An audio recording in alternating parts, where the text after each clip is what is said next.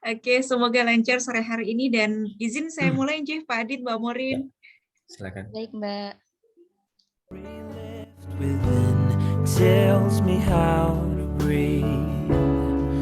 Wish that I could make you see how you fit me perfectly, and I fall for you again.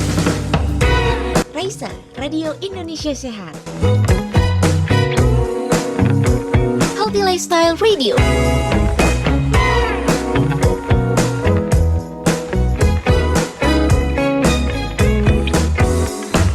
It's okay.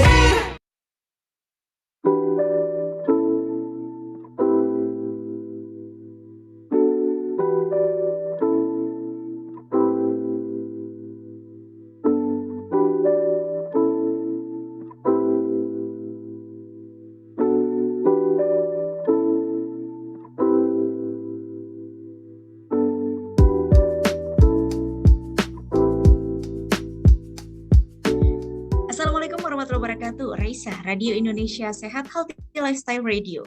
Halo Sobat Sehat, selamat sore untuk Anda Sobat Sehat yang mendengarkan Raisa Radio seperti biasa di live aplikasi streaming radio yang bisa Anda download di Play Store, dan juga terima kasih yang Anda yang masih menyimak melalui website kami di radioindonesiasehat.com, dan untuk Anda Sobat Sehat yang pada kesempatan sore hari ini sudah bergabung melalui Zoom meeting kami untuk bisa menyimak topik-topik menarik dari Raisa Radio. Semoga kami doakan semoga Anda sehat di edisi sore hari ini ya Sobat Sehat. Hari ini 18 Juli 2022 hari Senin. Gimana nih hari Seninnya nih Sobat Sehat? Semoga lancar dan membahagiakan, dan semoga untuk Anda yang barangkali yang lagi diliputi tugas-tugas atau mungkin juga lagi skripsi, lagi tesis, semoga diberikan kelancaran. Nah, sore hari ini waktunya kita bersantai Sobat Sehat. Kita akan bicara tentang topik menarik nih di Raisa Radio, karena hari ini kita akan sedikit akan banyak membahas tentang barangkali dari kemarin Sobat Sehat banyak menjumpai berita-berita mengenai polusi udara, yang mana Indonesia nih mendapatkan predikat juara nih Sobat Sehat, karena juara nomor 1, peringkat 1 negara paling berpolusi di Asia Tenggara. Nah, ini sore hari ini kita akan bahas tentang bagaimana polusi udara, bagaimana dampaknya bagi kesehatan. Nah, kira-kira di tempat kita nih polusi udara ini seperti apa ya, Sobat Sehat? Nah, kita akan bincang-bincang dengan narasumber kami yang mungkin sudah tidak asing lagi nih, Sobat Sehat. Ada Pak Aditya Lia Ramadana, Dr. of Philosophy. Beliau merupakan dosen di Departemen Perilaku Kesehatan, Lingkungan dan Kedokteran Sosial FKKMK UGM. Dan Pak Adit akan ditemani oleh Mbak Morin Hoirunisa Tohira, Sarjana Hygiene Gigi. Beliau merupakan mahasiswa Departemen Perilaku Kesehatan, Lingkungan, dan Kedokteran Sosial FKKMK UGM. Seperti biasa, Sobat Sehat, Anda boleh bertanya, boleh sharing, boleh bergabung melalui line WhatsApp kami di 0858 8065 5970. Dan untuk Sobat Sehat yang berada di Zoom, Anda boleh langsung raise hand atau dituliskan di kolom chat. Baik, selamat menyimak ya Sobat Sehat, boleh menyiapkan cemilan-cemilannya selama 1 jam ke depan. Waktu saya berikan ke Mbak Morin, silahkan. Baik, terima kasih Mbak Galuh. Senang sekali dapat berjumpa kembali dengan Sobat Sehat di segmen Bincang-Bincang Santai Raisa Radio. Selamat sore Sobat Sehat, semoga di hari Senin ini tetap semangat menjalankan aktivitas dan tentunya dalam keadaan yang sehat juga. Perkenalkan, saya Morin Hoirunisa Tohira yang akan menemani Sobat Sehat untuk ngobrol-ngobrol santai mengenai polusi udara dan bagaimana dampaknya terhadap kesehatan. Tentunya hari ini saya tidak akan sendiri, akan ditemani oleh Pak Aditya Lia Ramadana PhD, dosen Departemen Perilaku Kesehatan Lingkungan dan Kedokteran Sosial, selaku narasumber kita hari ini. Selamat sore Pak Adit. Selamat sore Mbak Morin, ketemu lagi ya di sini. Iya Pak, biasanya kita ketemu di kelas, sekarang kita ketemu di Raisa Radio Pak. Bagaimana Pak hari ini Seninnya? Apakah aktivitas hari ini berjalan cukup baik Pak? Ya cukup baik ya, ini hari pertama sekolah anak saya juga, jadi agak surprise juga, ternyata jalan-jalan sudah pada macet. Udah pada mulai menjalankan sekolah offline ya Pak ya? Iya, sudah penuh sekarang. Oke Pak, nah hari ini kita akan mencoba membahas Pak mengenai polusi udara. Yang sebenarnya permasalahan polusi udara ini kan sudah cukup lama ya Pak. Saya masih ingat Pak Adit pernah cerita di kelas mengenai kasus polusi udara yang ada di London, Pak. Kalau nggak salah namanya The Great Smoke ya Pak ya, pada tahun 1952. Dan sampai sekarang kita masih sering menjumpai permasalahan-permasalahan mengenai polusi udara. Dan akhir-akhir ini beberapa media sedang menyoroti ibu kota kita Pak, yaitu Jakarta, karena dinobatkan sebagai kualitas udara terburuk di dunia Pak. Wah, ini kan sangat memprihatinkan kita ya Pak sebagai warga negara Indonesia. Nah, mungkin sebelum kita membahas kenapa hal ini bisa terjadi, kalau secara definisi sendiri Pak, yang dimaksud dengan polusi udara itu yang seperti apa Pak? Apakah aktivitas merokok ini juga termasuk dalam salah satu aktivitas yang menyebabkan terjadinya polusi udara? Iya, ini bagus ya, pertanyaannya Mbak Morin, disambungkan dengan merokok ya. Karena memang ternyata polusi udara itu memang ada indoor dan outdoor ya, yang selama ini sering kita bahas itu outdoor-nya. Indoor-nya juga ada rupanya yang tadi disinggung oleh Mbak Morin terkait dengan misalnya aktivitas merokok. Juga contoh lainnya misalnya misalnya aktivitas memasak ya.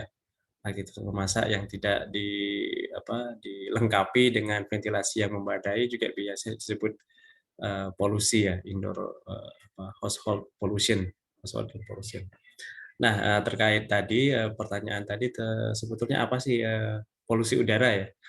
Nah, sebelum ke situ kita juga pertama-tama harus tahu apa itu yang dimaksud dengan udara ambien ya. Jadi udara ambien itu adalah udara yang kita hirup sehari-hari. Nah, itu udara ambien. Nah, kapan terjadi polusi udara? Terjadi polusi udara ketika ada zat-zat pencemar yang masuk ke udara ambien itu dengan kualitas yang di atas baku mutu. Nah, jadi kemungkinan ketika kita menghirup udara ambien di sekitar kita, itu memang bisa jadi zat pencemarnya sudah ada. Tapi mungkin karena kadarnya masih di bawah baku mutu, nah itu tidak menjadi polusi. Karena udara ambien masih bisa menjalankan fungsinya untuk menyediakan media untuk kita bernapas. Nah, jadi seperti itu ya. Jadi masuknya zat pencemar ini bisa jadi itu bersifat fisika, misalnya partikulat ya, partikulat atau partikel-partikel gitu ya. Nanti ada ukuran yang berbeda-beda sehingga ada yang disebut PM10, PM2,5 tergantung dengan ukurannya. Ada juga yang disebabkan oleh zat kimia ya. Zat kimia banyak sekali misalnya SO2, NO dan sebagainya. Tapi bisa juga dari faktor biologi misalnya dari serbuk-serbuk sari itu ya. Nah, kalau kita di Indonesia mungkin jarang mendengar polusi udara dari dari faktor biologi ini. Tapi kalau misalnya teman-teman berkesempatan ke luar misalnya ke negara-negara di agak subtropis ya, sekitar Eropa sana, ketika masuk musim semi itu banyak keluhan terjadi serangan asma itu karena tanaman-tanaman yang mengeluarkan serbuk sari kemudian masuk ke pernafasan dan menyebabkan serangan asma tadi, memacu serangan asma. Jadi kira-kira seperti itu Mbak Morin.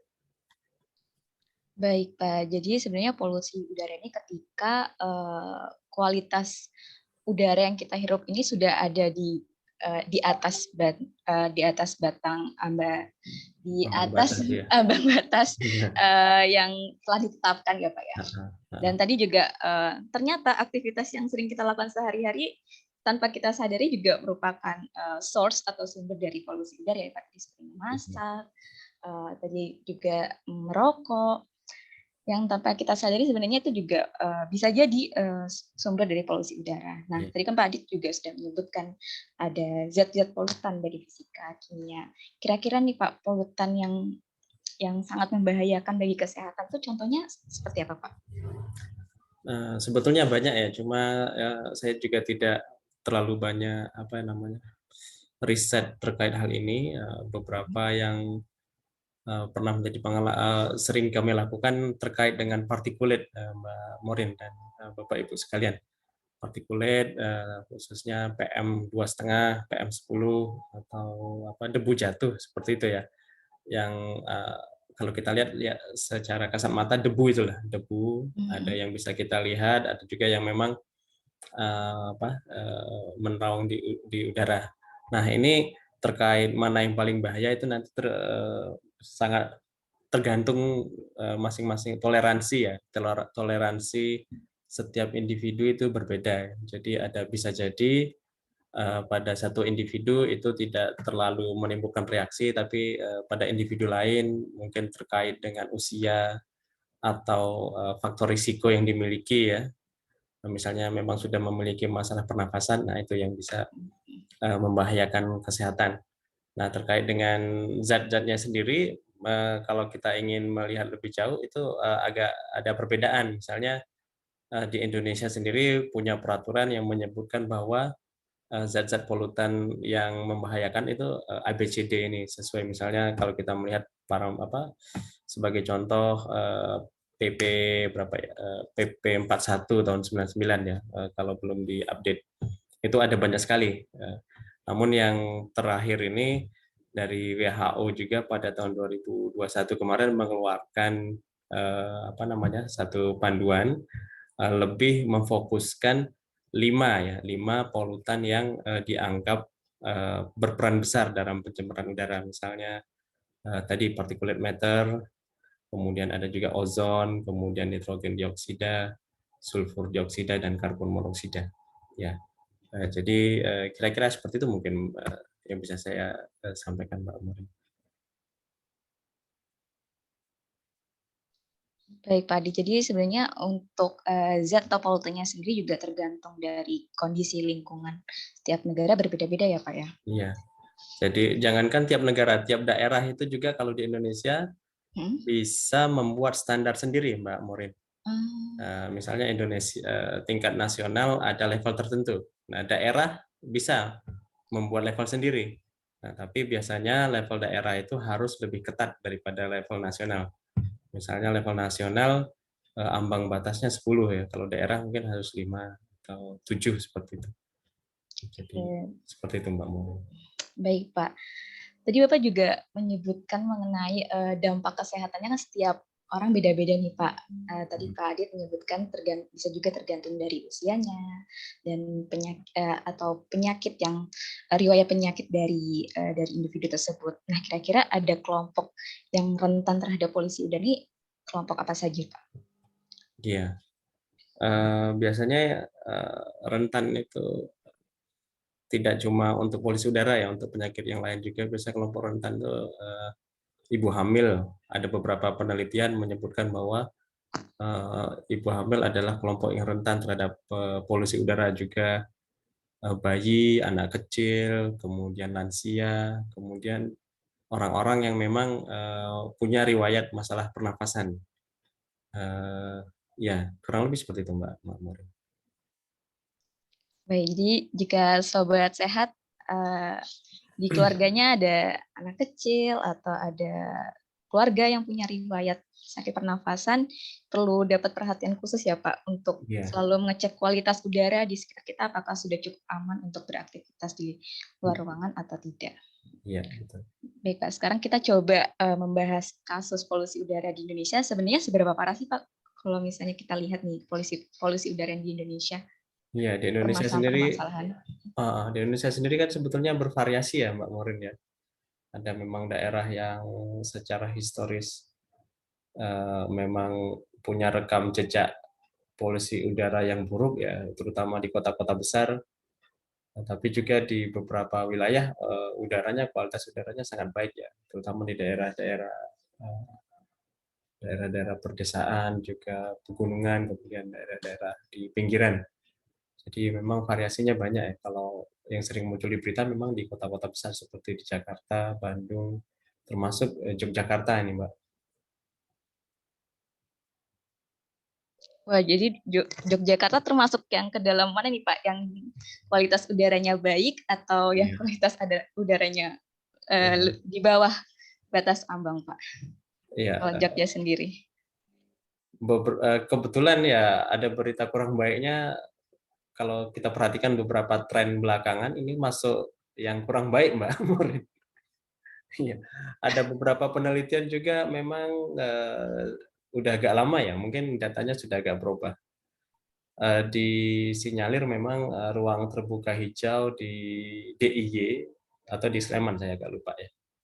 Di Sleman kalau nggak salah. Di Sleman itu memang agak kurang ya. Nah, salah satunya peran misalnya dari kampus UGM itu sangat besar untuk memberikan kontribusi terhadap ketersediaan ruang terbuka hijau. Jadi ya seperti di UGM ya, kalau kita perhatikan kan memang tipe pembangunannya lebih ke atas ya.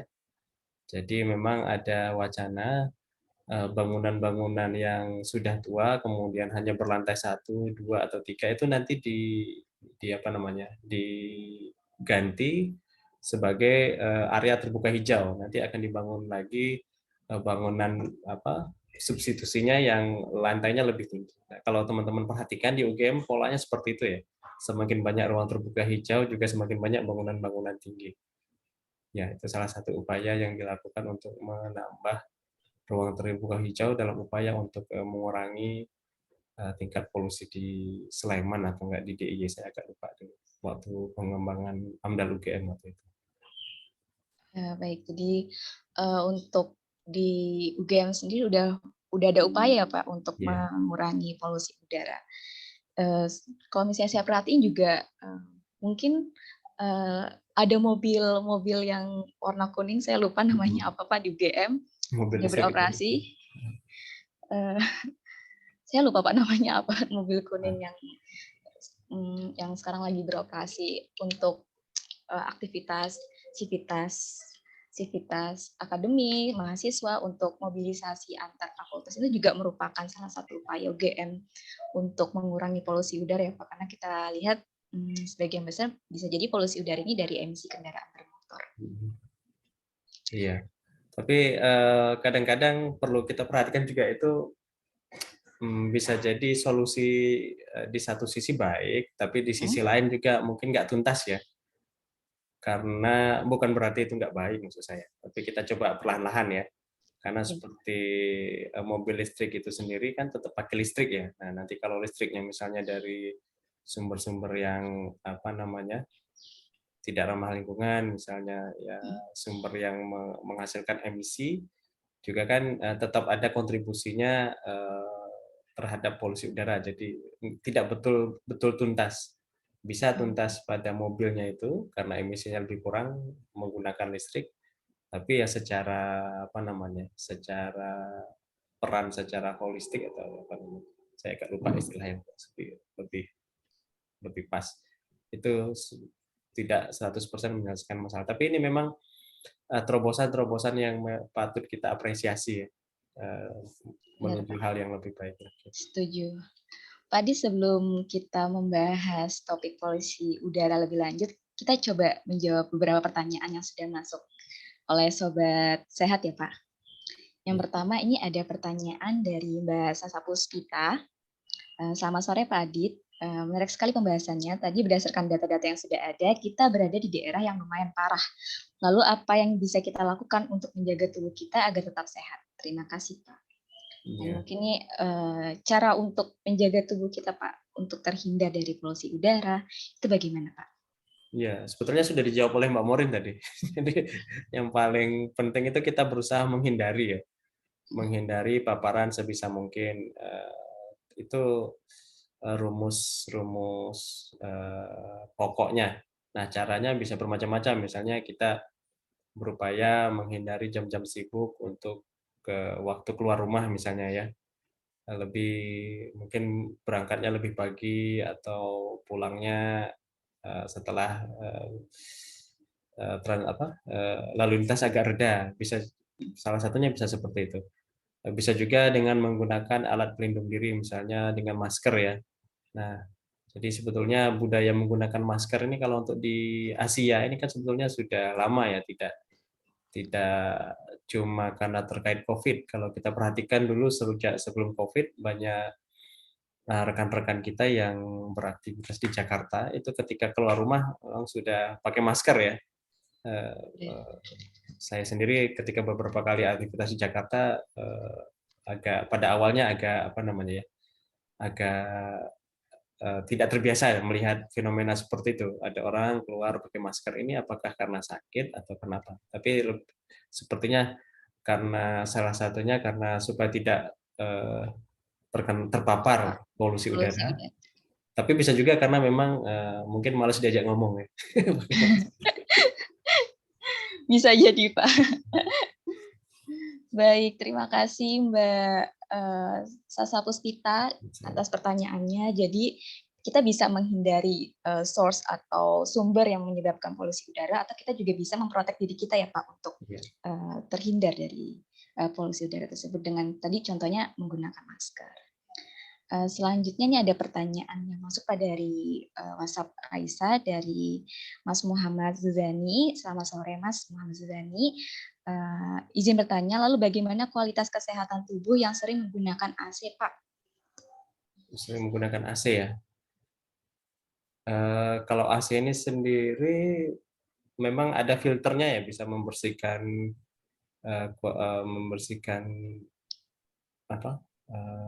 polutan-polutan tertentu di udara.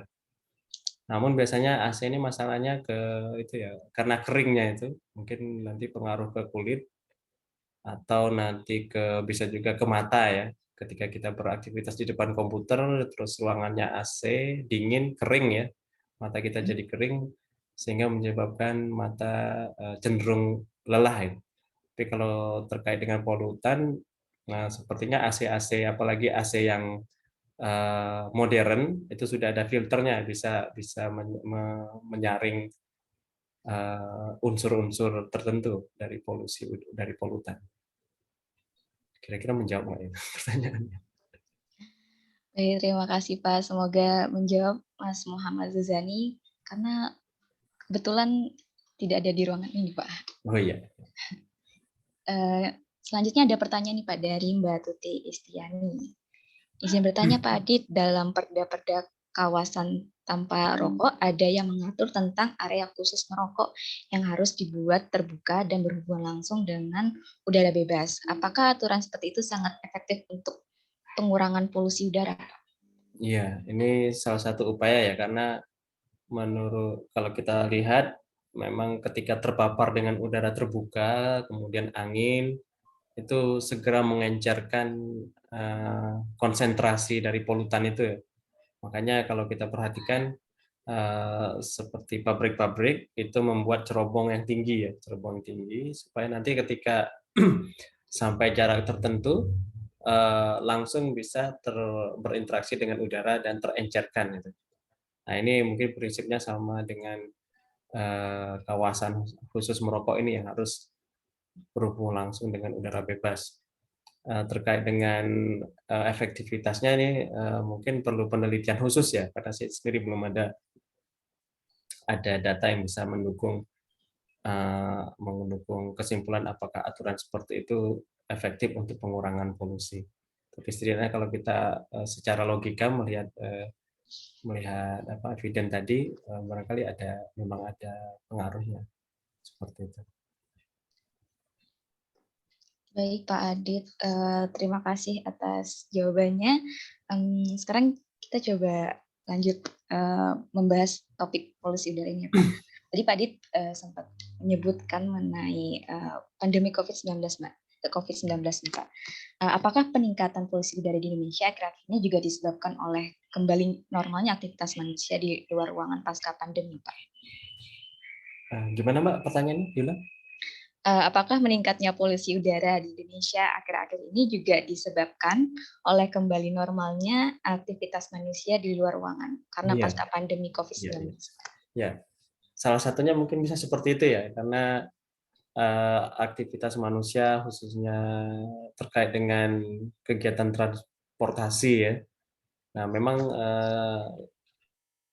sektor transportasi ini disinyalir sebagai salah satu sektor yang berkontribusi paling tinggi terhadap pencemaran udara dari sektor transportasi ini. Nah, kalau kita perhatikan ketika mobilitas mulai bertambah, berarti semakin banyak orang yang kendaraan, ya, kendaraan ke tempat kerja atau beraktivitas lainnya, itu menghasilkan emisi yang masuk ke udara ambien tadi. Nah, sehingga polusinya semakin meningkat. Nah, ini juga ada penelitian menarik sebetulnya dari teman-teman di BPS ya, dari BPS kalau nggak salah. Jadi ketika awal-awal lockdown tahun 2020 itu mereka mengkaji bagaimana kualitas udara di kota Jakarta dan sekitarnya. Nah, hasilnya sepertinya cukup menarik menurut saya. Di pusat kota Jakarta itu cenderung polusi udaranya menurun karena memang kendaraan yang melintas jauh berkurang karena berada di rumah, ya. Nah, namun di daerah sekitarnya, daerah pinggiran Jakarta itu polusi udara memang mengalami penurunan, tapi tidak terlalu signifikan. Nah, salah satunya disinyalir karena daerah pinggiran itu terdapat pembangkit listrik tenaga uap gitu, ya. Jadi aktivitas pembangkit listriknya tetap saja. Nah, di situ kita bisa sedikit menarik kesimpulan bahwa memang aktivitas transportasi itu sangat berpengaruh terhadap situasi polusi udara di kota Jakarta. Kaitannya dengan mobilitas tadi, Mbak Morin. Jadi salah satu cara untuk kita mengurangi polusi udara juga dengan meminimalisir mobilisasi kita, ya Pak. Atau semisal kita mau berpergian, lebih baik menggunakan transportasi umum seperti bis. Itu juga merupakan salah satu solusi untuk mengurangi polusi udara. Tapi memang harus kita sadari juga, ya, memang tidak mudah bepergian dengan transportasi umum atau misalnya menggunakan sepeda di Jogja misalnya. Iya, Seperti Pak. contoh, misalnya saya tinggalnya di Sleman agak utara. Kalau naik sepeda berangkatnya gampang, tinggal muncul. Pulangnya ya Pak, Pulangnya. ya? Butuh energi. Iya. Baik Pak Adit, kita masuk ke sesi break time. Untuk sesi break time saya serahkan ke Mbak Galuh. Terima kasih. Baik, terima kasih Mbak Morin, dan mohon izin Pak Adit kita jeda dulu. Seru sekali sore hari ini, ternyata nih Sobat Sehat bahwasanya ternyata Jogja juga termasuk polusinya luar biasa nih. Jadi kita masih akan bahas lagi sampai dengan jam 4 sore setelah satu lagu ini, dan kami tentu masih akan menunggu.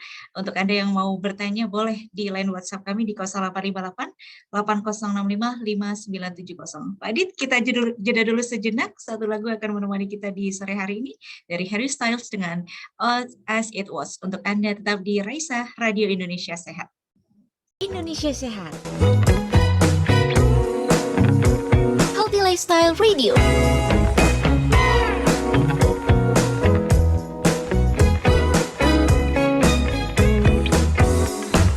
It's okay.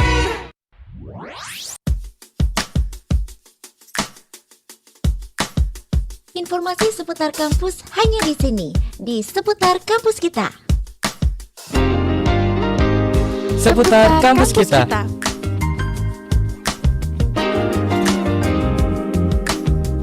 Hai Sobat Sehat, bagaimana kabarnya hari ini? Pasti Sobat Sehat sudah tidak asing lagi nih dengan Geraha Sabha Pramana, atau yang lebih akrab disebut dengan GSP. Sobat Sehat, ternyata GSP ini mulai dibangun pada tahun 1993, kemudian diresmikan pada tanggal 20 Desember 1994 oleh Presiden Soeharto. Nama gedung Geraha Sabha Pramana tersebut diberikan oleh Presiden Soeharto pada saat peresmian. Gedung ini dibangun dengan gaya joglo dengan 3 lantai dan terletak di tengah-tengah kampus UGM. GSP ini memiliki desain yang penuh makna filosofi. Hal tersebut dapat dilihat dari tata letak dan ornamen-ornamen ukiran di dalam gedung. Sobat Sehat, GSP ini memiliki fungsi utama untuk menunjang segala kegiatan akademik di UGM seperti penyelenggarakan wisuda, seminar, job fair, dan kuliah umum. Selain itu, GSP juga dapat disewa oleh masyarakat umum untuk menyelenggarakan acara yang membutuhkan ruangan dengan kapasitas yang besar, seperti acara pernikahan, karena Sobat Sehat GSP ini dapat menampung lebih dari 5.000 orang. Wah, banyak sekali ya Sobat Sehat. Nah, di luar gedung, Sobat Sehat juga dapat memanfaatkan fasilitas yang tersedia, yaitu dapat digunakan untuk berolahraga seperti jogging atau sekedar duduk dan bersantai menikmati indahnya pemandangan di penghujung hari. Raisa, Radio Indonesia Sehat. Healthy Lifestyle Radio.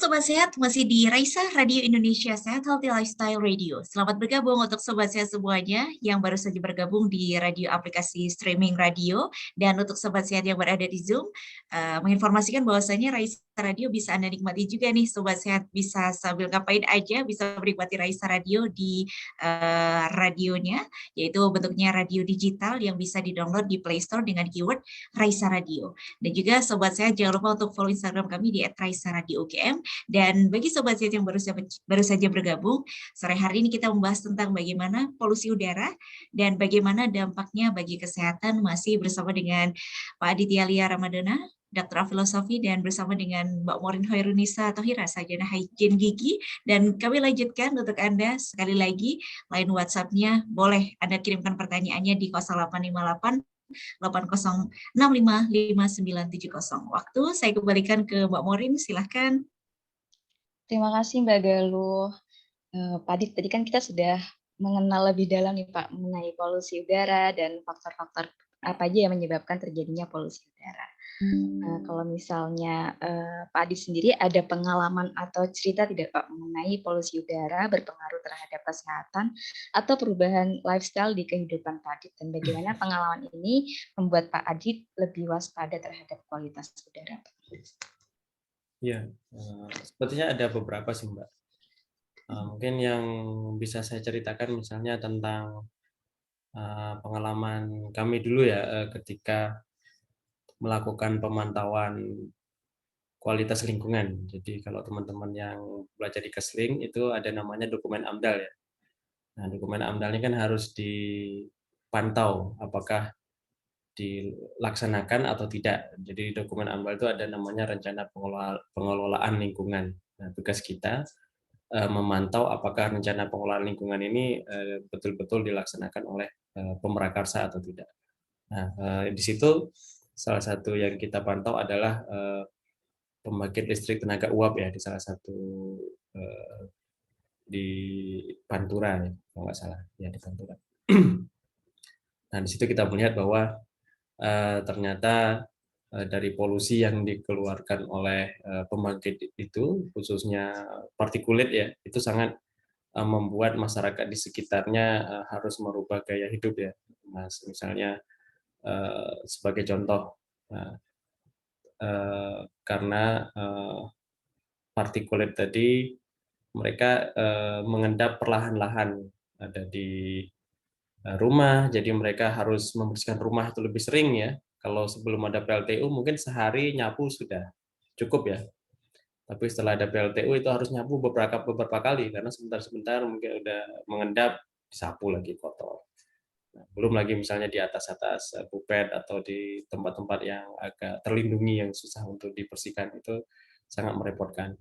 Belum lagi nanti mereka juga harus menutup misalnya tempat penampungan air, karena tempat penampungan air itu yang terkena polutan tadi itu seperti berminyak terus kalau digunakan itu menyebabkan kulit menjadi gatal, sehingga itu mau tidak mau mereka harus beradaptasi juga, misalnya menutup tempat penampungan airnya atau menggunakan air dari sumber yang lain. Nah, bahkan yang paling parah itu di PLTU yang ada di pantai selatan itu sampai harus memindahkan satu kompleks perumahan itu. Jadi karena ternyata anginnya setelah dioperasi, anginnya itu berhembus ke permukiman itu tadi. Jadi keluar asapnya, anginnya berhembus, itu betul-betul menuju permukiman. Jadi satu kampung itu direlokasi ke tempat yang baru. Jadi pada tahap yang sangat sangat mengganggu, bisa seperti itu, mengganggu kehidupan masyarakat. Itu salah satu contoh yang pernah saya temui, Mbak Morin. Wah, ini ceritanya menarik sekali ya, Pak. Saya jadi kepikiran sebenarnya polusi udara ini juga dipengaruhi oleh faktor lingkungan ya, Pak. Tadi Pak Dik bercerita arah angin gitu juga berpengaruh terhadap polusi udara ya berarti ya, Pak ya? Iya, betul sekali. Makanya ketika kita membuat studi AMDAL, itu harus kita modelkan. Misalnya cerobongnya di mana menempatkannya. Kalau menempatkannya di sini, tingginya seberapa, nanti kita modelkan sebaran dari debunya itu banyak ke arah mana. Biasanya seperti itu. Ada kajian khusus juga, misalnya sebagai contoh misalnya ini polusi kebisingan ya. Kalau polusi kebisingan juga kadang-kadang dimasukkan juga ke polusi udara. Nah, misalnya di bandara itu juga dimodelkan. Jadi ada area kebisingan bandara. Ada area 1, area 2, area 3. Nah, di mana misalnya di area 1 itu tidak boleh ada sekolah misalnya. Karena bisa mengganggu proses belajar mengajar. Di area 2 ada hal-hal yang tidak boleh ada. Jadi sampai seperti itu kalau pengaruh lingkungan terhadap polusi udara. Baik, Pak. Selain tadi arah angin, sebenarnya musim, cuaca, suhu udaranya juga termasuk faktor yang mempengaruhi polusi udara tidak ya, Pak? Karena saya pernah dengar ketika setelah hujan, udara itu cenderung kualitasnya lebih baik, Pak. Ini benar atau tidak, Pak? Biasanya seperti itu karena hujan itu kan melarutkan polusi udara. Hujan juga di awal sempat kita singgung ya, misalnya di negara-negara 4 musim, biasanya ketika musim semi itu banyak keluhan serangan asma tadi karena banyak polusi dari serbuk sari itu tadi. Jadi memang dengan informasi cuaca kita juga bisa membantu untuk membuat pemodelan kapan kira-kira bagaimana persebaran dari polutan itu dan ke area mana saja, kemudian juga kapan kemungkinan polutan tadi konsentrasinya tinggi atau rendah. Wah, ini menarik sekali ya bahwa ternyata ada faktor-faktor lingkungan juga yang berkontribusi terhadap polusi udara di suatu wilayah. Nah, Pak, obrolin tentang polusi udara, jadi saya juga ingin bertanya sebenarnya perlu tidak ya Pak kita untuk mengetahui bahwa udara di sekitar kita ini masih dalam ambang batas aman atau tidak, dan bagaimana caranya Pak untuk mengetahui bahwa udara di sekitar kita itu masih aman untuk berkegiatan di luar ruangan, Pak? Iya, ini penting ya, apalagi kalau memang kita itu punya permasalahan pernafasan. Saya juga punya beberapa kenalan yang memang punya masalah pernafasan itu. Jadi pada saat-saat tertentu mereka memang perlu lebih hati-hati. Misalnya ketika banyak debu, Nah, indikator yang paling mudah ketika kita keluar itu dari dengan menggunakan pandangan ya. Kalau cerah ya mudah-mudahan itu polusi udaranya tidak terlalu tinggi ya. Tapi kalau seperti yang tadi disampaikan oleh Mbak Morin di awal, seperti kasus di London dulu tahun 1952, itu kan indikatornya dari kemunculan asap sehingga jarak pandang juga sangat berkurang.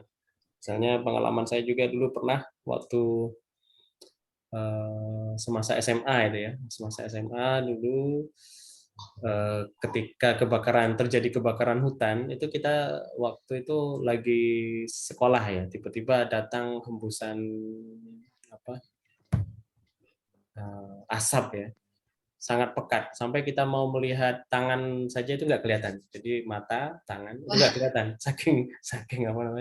saking pekatnya. Tapi alhamdulillah waktu itu anginnya cepat berhembus jadi cepat hilang. Salah satunya bisa dari pandangan itu tadi paling mudah. Jadi sebenarnya penting ya Pak, apalagi sekarang ini udah ada beberapa aplikasi kualitas udara. Mungkin Sobat Sehat setelah acara ini bisa nih mendownload aplikasi kualitas udara. Jadi ketika mau berkegiatan di luar ruangan, kita bisa cek dulu nih kira-kira hari ini kualitas udaranya cukup baik atau tidak. Baik, Pak Adit, ini ada pertanyaan lagi yang masuk di kolom chat dari Mbak Siska Putri. Selamat sore Pak, saya ingin bertanya, seberapa lama waktu maksimal yang bisa diterima tubuh kita dalam satu hari untuk beraktivitas di luar ruangan dengan kualitas udara yang buruk? Dan apakah ada indikator kita terlalu lama berada di tempat dengan polusi udara yang buruk? Terima kasih. Nah, monggo Pak Adit. Apakah ada batas, Pak? Sangat relatif menurut saya jawabannya, karena kadar toleransi antara satu individu dengan individu yang lain itu berbeda. Juga terkait dengan jenis polutan dan konsentrasinya. Jadi sebagai contoh misalnya ada satu polutan tertentu, walaupun konsentrasinya sedikit, kemudian kita terpaparnya sedikit, itu bisa sangat berbahaya. Misalnya dari CO itu ya, karbon monoksida itu berbahaya.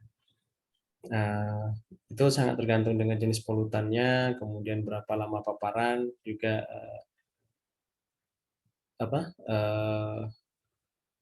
situasi tubuh kita. Bisa jadi kita sedang fit atau kurang fit, atau memang kita punya riwayat sakit terkait dengan pernapasan, itu lebih hati-hati lagi. Biasanya yang kita rasakan ketika kalau ini bisa sangat bervariasi ya. Kalau dari saya sendiri, kalau salah satu indikatornya misalnya kita cenderung merasa pusing gitu, pusing, kemudian tenggorokannya jadi kering ya. Kalau tenggorokannya kering, nah itu kemungkinan polusinya cukup tinggi di wilayah tersebut. Kira-kira mungkin seperti itu Mbak Siska Putri ya. Baik, Pak Adi. Jadi sebenarnya untuk dampak dari kesehatan ini banyak faktor yang mempengaruhi ya Pak ya. Selain kondisi tubuh kita, juga tadi jenis polutan dan lama paparannya juga di setiap individu dampaknya akan berbeda-beda. Tadi Pak Adi udah banyak menyebutkan penyakit-penyakit yang disebabkan oleh polusi udara. Kira-kira nih Pak, polusi udara ini juga bisa berkontribusi terhadap kesehatan manusia secara psikis tidak? Karena tadi yang kita bahas secara psikis, Pak. Oh, secara psikis. Iya, Pak. Ini kira-kira ada pengaruhnya nggak? Iya. Ini sebetulnya ada penelitian dari,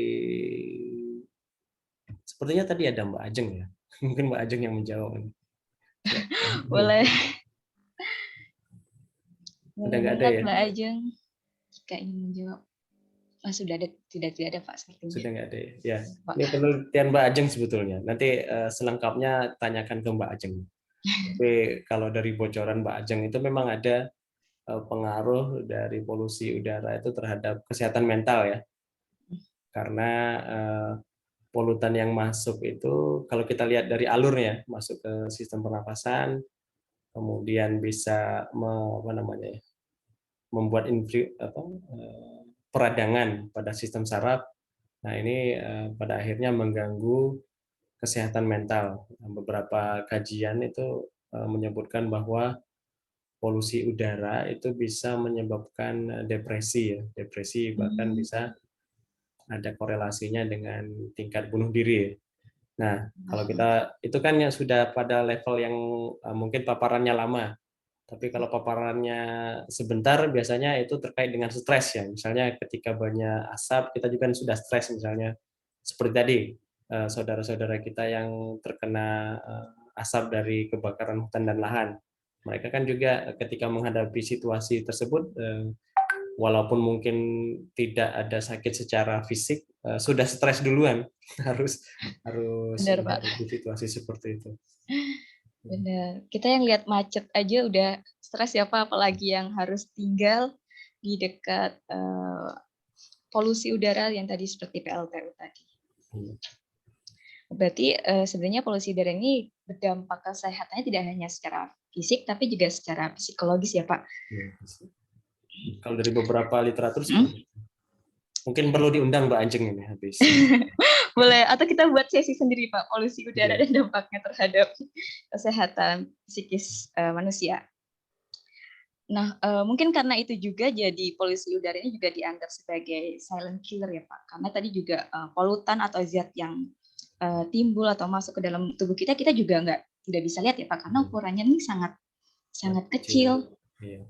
Tiba-tiba kita berdampak aja, misalnya tadi bisa jadi pusing atau yang lebih kronisnya tadi saluran pernafasan kita yang terancam.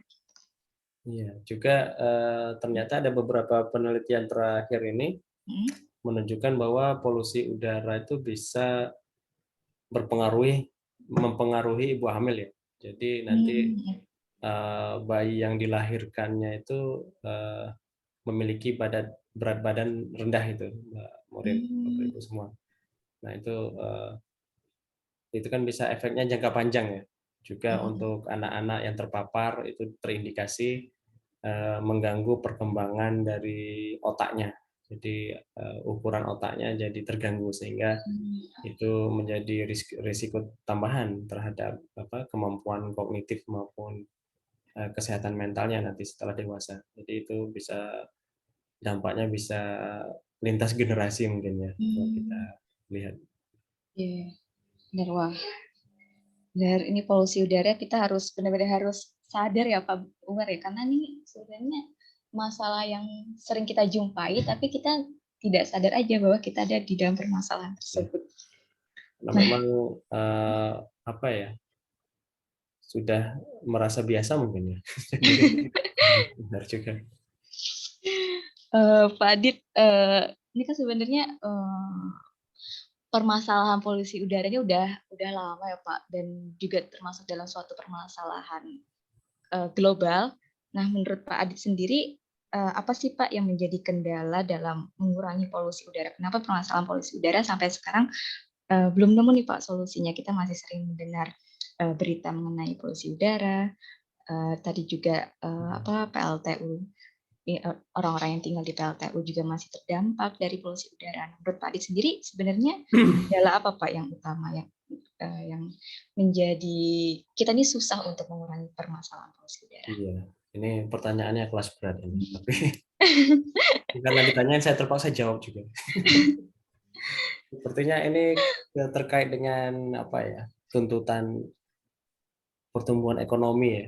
Jadi kita karena ingin mengejar pertumbuhan ekonomi harus menggunakan proses-proses produksi yang tidak ramah lingkungan mungkin ya, sehingga beraktivitas sehingga menghasilkan emisi yang melebihi baku mutu atau batas emisi yang diperbolehkan. Juga kita juga terpaksa menggunakan sumber-sumber energi yang murah itu, salah satunya kan misalnya PLTU menggunakan batu bara itu yang dianggap paling ekonomis dan bisa menyediakan energi yang cukup untuk kebutuhan kita. Sepertinya itu tarik ulur antara kebutuhan ekonomi juga kesehatan ya, di mana-mana seperti itu, seperti COVID juga ya kemarin, apakah akan di lockdown atau enggak, masih tarik ulur antara isu mana yang lebih perlu kita prioritaskan, apakah isu kesehatan atau ekonomi. Ini mungkin perlu kajian tingkat tinggi, Mbak. Kita cuma bisa ngomong aja. Baik, berarti sebenarnya secara tidak langsung kita sendiri yang sebagai penyebab terjadinya polusi udara ya Pak. Iya. Dan salah satu kontributor, tapi ya berusaha insaf lah sedikit-sedikit.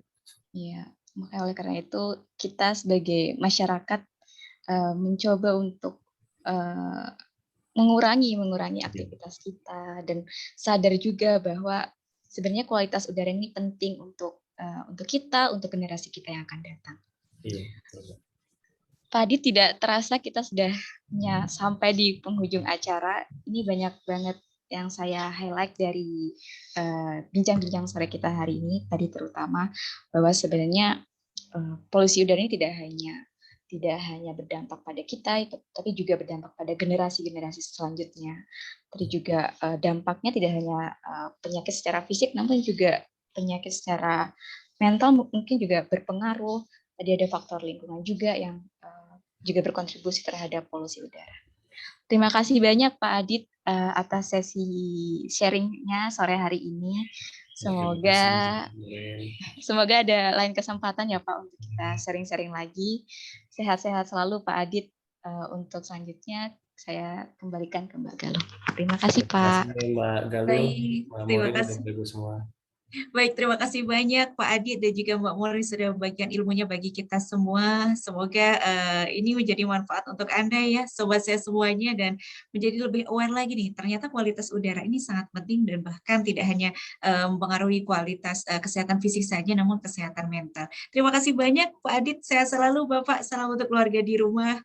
Dan sobat sehat yang baru saja bergabung, semoga kita bisa menjadi membantu untuk mengurangi polusi ini ya dengan tadi cara-cara yang sudah disebutkan oleh Pak Adi dan juga Mbak Mor ini, memakai masker, lalu juga kita memilih waktu di mana polusi ini tidak sedang hebat-hebatnya begitu ya. Terima kasih banyak atas kebersamaan Anda, Sobat Sehat yang sudah bergabung di radio, di website maupun di Zoom meeting. Dan jangan lupa untuk follow Instagram kami di @raisa_radio_ugm, dan besok pagi kita akan kembali di Bincang-Bincang Santai, kita akan membahas tentang bagaimana baby blues dan jam 8 pagi. Terima kasih, dan saya Galuh mohon pamit undur diri. Mohon maaf apabila ada kesalahan pada saat acara berlangsung. Dan lagu satu ini menutup perjumpaan kita di sore hari ini dari Meghan Trainor dengan Bad For Me. Untuk Anda, tetap di Raisa, Radio Indonesia Sehat. Wassalamualaikum warahmatullahi wabarakatuh. Radio Indonesia Sehat. Healthy Lifestyle Radio.